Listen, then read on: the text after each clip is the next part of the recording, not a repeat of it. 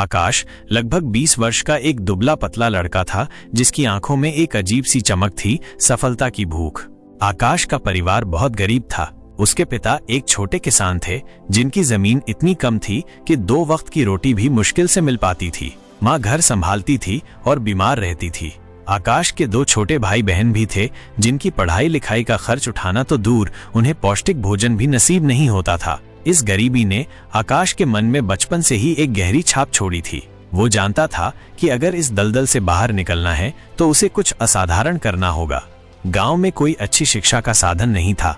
एक प्राथमिक विद्यालय था जहां केवल 5वीं कक्षा तक पढ़ाई होती थी। आकाश ने वहां तक की पढ़ाई पूरी की और उसके बाद उसे खुद ही रास्ता खोजना पड़ा। वो घंटों लाइब्रेरी में बिताता था जो गांव से 10 किलोमीटर दूर शहर में थी। वो पैदल जाता और आता था और रास्ते में अक्सर पुरानी किताबें और अखबारों के टुकड़े उठा लेता था जिनमें ज्ञान की कोई नई बात छिपी हो। उसकी पढ़ने की लगन देखकर शहर के लाइब्रेरियन भी हैरान थे। उन्होंने आकाश को कई पुरानी किताबें दान में दी जो उसके लिए अनमोल खजाना बन गई। आकाश का सपना था इंजीनियर बनना। यह एक ऐसा सपना था जो गांव के किसी लड़के के लिए असंभव सा लगता था। उसके दोस्त उसका मजाक उड़ाते थे, आकाश तू इंजीनियर बनेगा, तू पहले रोटी तो ढंग से खा ले। लेकिन आकाश इन बातों पर ध्यान नहीं देता था। वो जानता था कि उसका लक्ष्य क्या है और उस तक पहुंचने के लिए उसे कितनी भी मेहनत करनी पड़े वो पीछे नहीं हटेगा। उसने खुद से इंजीनियरिंग की पढ़ाई शुरू की। शहर से वो पुरानी इंजीनियरिंग की किताबें उधार लाता, इंटरनेट पर मुफ्त उपलब्ध सामग्री खोजता और घंटों पढ़ाई करता। कई बार वो रात रात भर जागता जब पूरा गांव सो रहा होता। उसकी माँ उसे समझाती, बेटा इतनी मेहनत मत कर, बीमार पड़ जाएगा। लेकिन आकाश मुस्कुरा देता, माँ ये मेहनत नहीं, मेरा जुनून है। सबसे बड़ी चुनौती थी कोचिंग क्लास का खर्च। इंजीनियरिंग प्रवेश परीक्षा बहुत कठिन होती थी और बिना कोचिंग के सफल होना लगभग नामुमकिन था। आकाश ने पैसे कमाने के लिए छोटे मोटे काम शुरू किए। वो दिन में खेतों में मजदूरी करता, शाम को ट्यूशन पढ़ाता और रात में पढ़ाई करता। उसकी कमाई का ज्यादातर हिस्सा किताबों और परीक्षा फॉर्म में चला जाता था। कई बार तो उसे भूखा भी सोना पड़ता था, लेकिन उसकी सफलता की भूख इस शारीरिक भूख से कहीं ज्यादा बड़ी थी। एक दिन गांव में एक पुरानी फैक्ट्री का मलबा हटाने का काम निकला।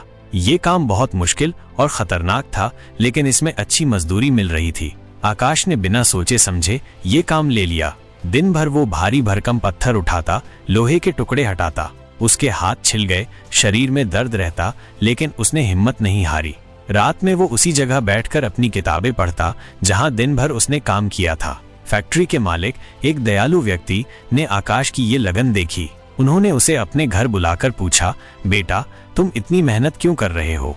आकाश ने उन्हें अपने सपने के बारे में बताया। मालिक बहुत प्रभावित हुए और उन्होंने आकाश को एक पुराना कंप्यूटर और इंटरनेट कनेक्शन उपलब्ध कराया। ये आकाश के लिए एक वरदान था। अब वो ऑनलाइन पढ़ाई कर सकता था और विभिन्न इंजीनियरिंग कॉलेजों के पाठ्यक्रम और प्रश्न पत्रों तक उसकी पहुंच हो गई। इंजीनियरिंग प्रवेश परीक्षा का दिन आ गया।